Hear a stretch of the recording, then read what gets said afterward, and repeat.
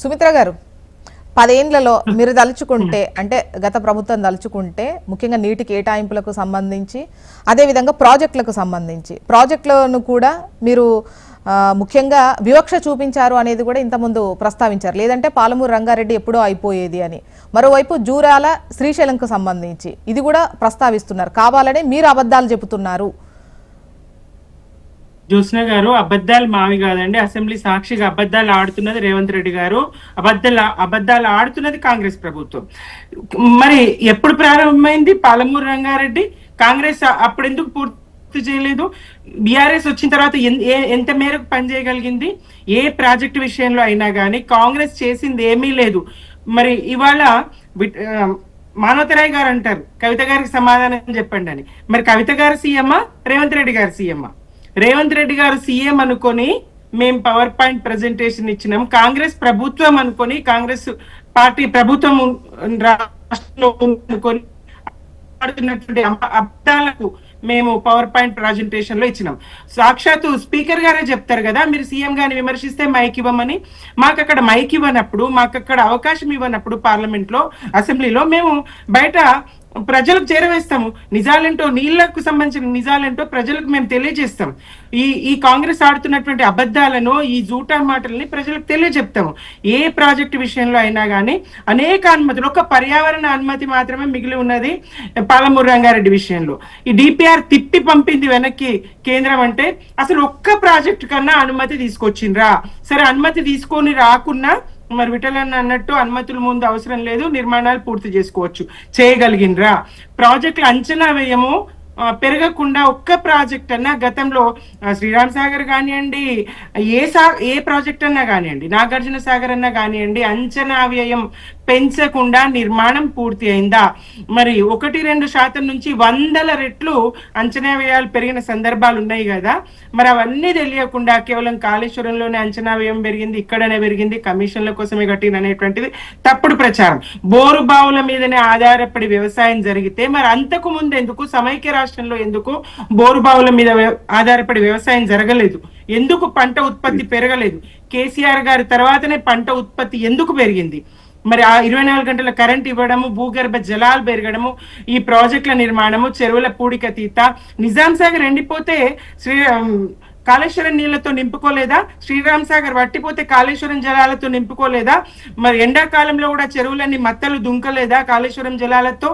ఎంత పారింది, ఏమైంది, లెక్కలు, ప్రత్యక్ష లెక్కలే కాదు పరోక్షంగా కూడా ఆ ప్రాజెక్ట్ వల్ల ఎంత లబ్ధి జరిగింది అనేది అబద్ధాలు ఆడకుండా చెప్తే తెలంగాణ ప్రజలకు తెలుసండి ఎవరి పాలనలో పంట కళ్ళ చూసినాం, ఎవరి పాలనలో తెలంగాణ సస్యశ్యామలమైంది, ఎవరి పాలనలో తెలంగాణ సుభిక్షమైంది అనేది తెలుసు కదా.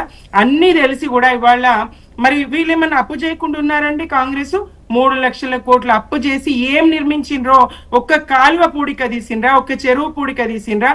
ఒక ప్రాజెక్ట్ లో మరి తట్టడు మట్టెత్తిండ్రా? 8 మంది చచ్చిపోయారు కదండి. అయితే ఈ పాలమూరు రంగారెడ్డికి సంబంధించి మీరు అబద్ధాలు ప్రచారం చేస్తున్నారు. 90% పనులు కంప్లీట్ అయ్యాయని అంటున్నారు. అక్కడ జరిగింది 50% లోపే పనులు అని చెప్పేసి అటు కాంగ్రెస్ అంటోంది.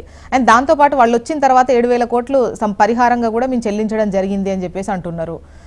సో మీరు 37,000 కోట్ల అంచనా వ్యయంతో ఉంటే 27,000 కోట్ల ఖర్చు పెట్టి ఎంత పని చేశారు దానికి సంబంధించి వాళ్ళు అడుగుతున్నటువంటి లెక్క. ఇంకొకటి చెప్పాలంటే ఇదంతా మీరు జస్ట్ రాజకీయ ప్రయోజనాల కోసం చేస్తున్న రాద్ధాంతమే కానీ గతంలో మీరు ఇదే వాటాకు సంబంధించి, ఇంతే పనికి సంబంధించి ఈవెన్ పాలమూరు రంగారెడ్డిని పెద్దగా పట్టించుకోలేదనేది వాళ్ళు చేస్తున్న విమర్శ. ఇప్పుడు దీనికన్నా పెద్ద ఖర్చుతో, పెద్ద నిధుల సమీకరణతో జరిగేటువంటి ప్రాజెక్ట్ ఎట్లా కంప్లీట్ అయింది అంటారు? ఒకవైపు పాలమూరు రంగారెడ్డి ఎందుకు కంప్లీట్ అవ్వదు అనేది వాళ్ళ క్వశ్చన్. ఏకకాలంలో మరి అన్ని పనులు చేయడం సాధ్యం కాని పని ఒకటి అయినప్పటికీ ప్రాజెక్ట్ అంచనా వ్యయం పెరుగుతూ పోతుంది, ఆ క్రమంలోనే పెరిగింది తప్ప ఏం లేదు. మరి అప్పుడున్నటువంటి అంచనాలో అంత ఖర్చు సగం పని పూర్తయినట్టే. ఒక్క పర్యావరణ అనుమతి మినహా అన్ని అనుమతులు కేంద్రం నుంచి తేగలిగింది. అనేక పనులు అక్కడ జరిగినాయి.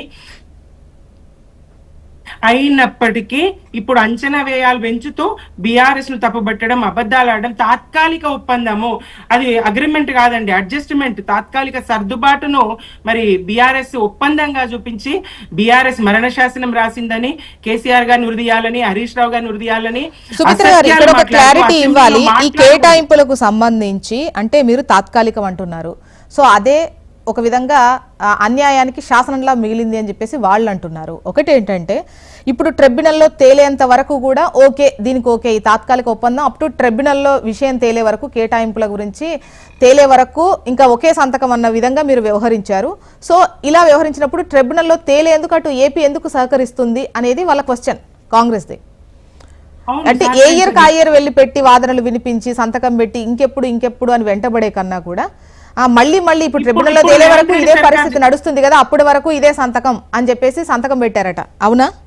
అప్పటి వరకు కాదండి, జల వివాదం తేలే వరకు. అవును, తేలుతుంది. ఎందుకు కోర్టులు లేవా? ఇప్పుడు తేలలేదు అంటే మాత్రం ఇంకా ఇంతే వాడుకోవాలి. సుప్రీంకోర్టు నుంచి వెనక్కి తీసుకోండి, మేము ఒప్పుకుంటామని కేంద్రం చెప్పలేదా? ఇంత వాడుకోవడం కాదండి, ఇప్పుడు రేవంత్ సర్కారు అసమర్థ చర్యల వల్ల రాష్ట్రం తిరోగమనంలోకి వెనక్కి వెళ్తూ నీటి విషయంలో అయినా అన్ని విషయాల్లో అబద్ధాలు, భాష, ఏం మాట అండి, అసెంబ్లీలో ఉరిదీయడం ఏంటి? తానేమన్నా తలారి కూడా బయటకు చెప్పాడు, శిక్షణ అమలు చేస్తాడు, ఇంకా నోటితో పలకకూడని మాటలు. ఎవరు ఆ మాటలు నేను చెప్పలేకపోతున్నానండి. బడవే అనే మాటకి ఎంత చెడ్డ అర్థమో తెలుసా? ముఖ్యమంత్రి నోటి నుంచి ఆ పదం రావచ్చా? ఆ నీటి బడవే అనే పదానికి ఆ నీటి కేటాయింపుల విషయంలో, నీటి వనరులు మనకు హక్కుగా పొందాల్సిన విషయంలో ఆ పాత్ర పోషిస్తున్నది మాత్రం, బడవే పాత్ర పోషిస్తున్నది మాత్రం రేవంత్ రెడ్డి గారే. తన నోటితోని తనని తాను అనుకుంటున్నారు. ఇది సమంజసం కాదు. మీకు చేత కాకపోతే సలహాలు తీసుకుంటాము రండి అని చెప్తారు, అదే నోటితో ఉరిదీయాలని చెప్తారు, అదే నోటితో మేము అవకాశం ఇవ్వమని స్పష్టంగా చెప్తారు. అక్కడ వినడానికి, వీళ్ళ అబద్ధాలు వినడానికి అసెంబ్లీకి వెళ్ళాలా? అసెంబ్లీని మానవతరాయ్ గారు సమాధానం తీసుకుందాం. మీరు మానవతరాయ్ గారు అదే అంటారండి, అసెంబ్లీకి గైర్హాజరైనరు. ఎందుకు గైర్హాజరైనరు? ఏ టీచర్ అన్నా సమస్య. సుమిత్ర గారు మీ క్వశ్చన్ వచ్చింది, మానవతరాయ్ గారు సమాధానం చెప్తారు. మానవతరాయ్ గారు మాట్లాడారు. ఏ టీచర్ అన్నా నువ్వు ప్రశ్న అడిగితే నేను జవాబు చెప్పను, విను అని అంటారా? సుమిత్ర గారు మానవతరాయ్ గారు